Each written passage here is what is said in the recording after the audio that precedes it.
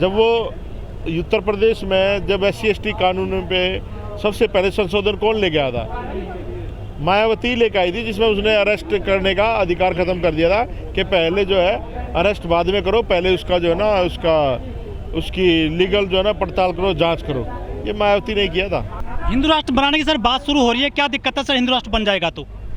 देखिए, हिंदू राष्ट्र का मतलब क्या, मुझे तो यही नहीं समझ में आया। ये राष्ट्र है और राष्ट्र लोगों से होता है ना। तो हिंदू मुसलमान सिख ईसाई सब लोग हैं इसमें, और जिनका देश है, जिन जो ज़्यादा संख्या में है, वो चाहते हैं देश संविधान से चले, और संविधान से न्यायप्रिय संविधान है हमारा। ये लोग नहीं चाहते, जो मनुवादी लोग हैं, कि देश संविधान से चले।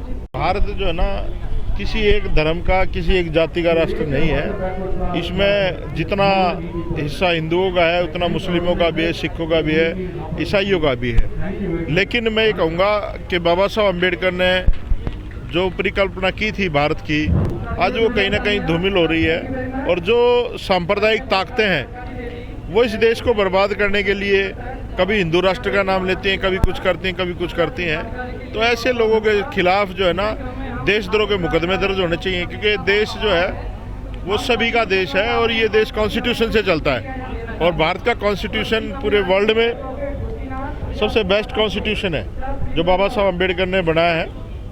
तो हम सब भारत के नागरिकों का ये दायित्व बनता है कि वो इस देश को प्रोटेक्ट करें, किसी भी मनुवादी की साजिश में ना आए, किसी भी ऐसे लोगों के बहकावे में ना आए जो देश के नागरिक को आपस में लड़ाने का काम करते हैं। लेकिन मैं ये कहता हूँ कि जिन लोगों को कभी मंदिरों में नहीं घुसने दिया, आज महादेव उनके पैरों में आ गया है ना, वही लोग ले आए जो मनवादी लोग हैं, महादेव को ला करके बाबा साहब अम्बेडकर के पैरों में ला दिया। तो ये देखो कि बड़ा कौन है इस देश में, बाबा साहब अम्बेडकर ज़्यादा बड़े हैं या महादेव ज़्यादा बड़े हैं? तो मेरा मानना ये है कि जिसको सज़ा महादेव नहीं दे सकता उसको बाबा साहब के संविधान से सज़ा मिलती है।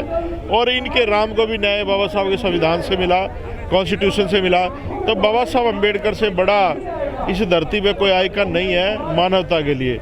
और बाबा साहब अम्बेडकर इकलौते ऐसे महादेव हैं, मैं कहूँगा कि उन्होंने पूरी दुनिया के लिए एक आइडियोलॉजी है और पूरी दुनिया को अम्बेडकर की आइडियोलॉजी पे चलना चाहिए, क्योंकि अम्बेडकरी जो आंदोलन है वो मानव एक समान का आंदोलन है। जैसे गुरु नानक जी ने आंदोलन चलाया, रविदास महाराज ने आंदोलन चलाया, तमाम क्रांतिकारी लोगों ने जो आंदोलन चलाया वो मानव को मानव के बराबर रखने का आंदोलन था।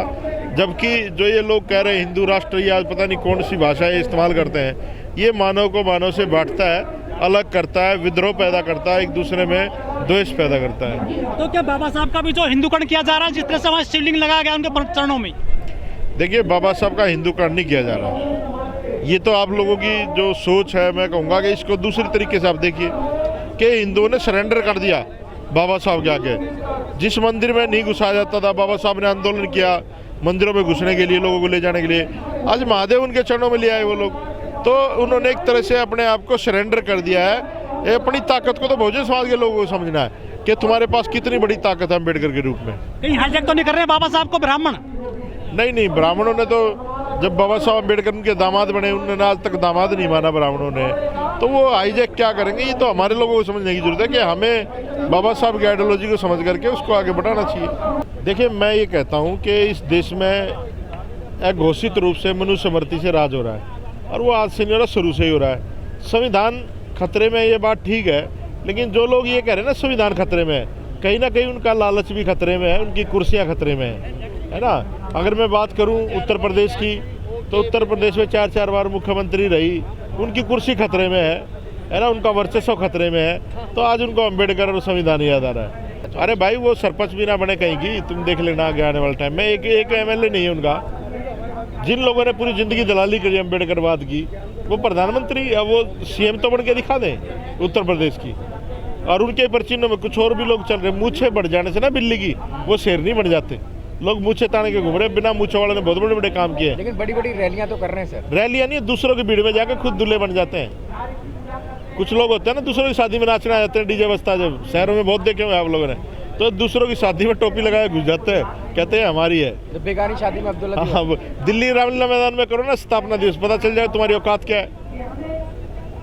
वो तो जो आप बिहार में मध्य प्रदेश में देख रहे हो वो ओबीसी महासभा की भीड़ थी, है ना, और बहुत सारे संगठन थे। अरे लोग रोड पे भालू को भी देखने आ जाते हैं, ये कौन तो इंसान है फिर भी। कि जिस समाज के नेता गद्दार हो, जिस समाज के नेता बेईमान हो, जिस समाज के नेता चापलूस, लालची और भ्रष्ट हो, उस समाज में आप कितना भी काम कर लो वो समाज कभी सुरक्षित महसूस नहीं करता। तो जिन लोगों के हाथ में भी समाज ने ताकत दी उन लोगों ने भी उन ब्राह्मणों का एक काम किया, है ना। आप देख लो, मुगलों के राज में भी ब्राह्मण मजबूत था, अंग्रेजों के राज में भी ब्राह्मण मजबूत था, सबके राज में ब्राह्मण मजबूत रहा है, और उत्तर प्रदेश में मायावती के राज में भी ब्राह्मण मजबूत था। ठीक है, तो ये लोग ऐसे हैं, इनको हाईजैक करना आता है दूसरे लोगों को, और हमारे लोग इस्तेमाल हो जाते हैं। तो जो हमारे नेता है वो ईमानदार नहीं है, उनको आपको कहीं ना कहीं टारगेट भी करना पड़ेगा और ऐसे लोगों को खत्म भी करना पड़ेगा। क्योंकि वो मुख से पैदा हुए हैं, ऐसा कहा जाता है ब्राह्मण। अरे भाई ऐसा नहीं है, कौन सब जगह की पूरी दुनिया में प्रजनन का एक ही तरीका है। ग्रंथ तो ऐसा ही कहते हैं। ग्रंथ इन्होंने खुद ही लिखे हैं।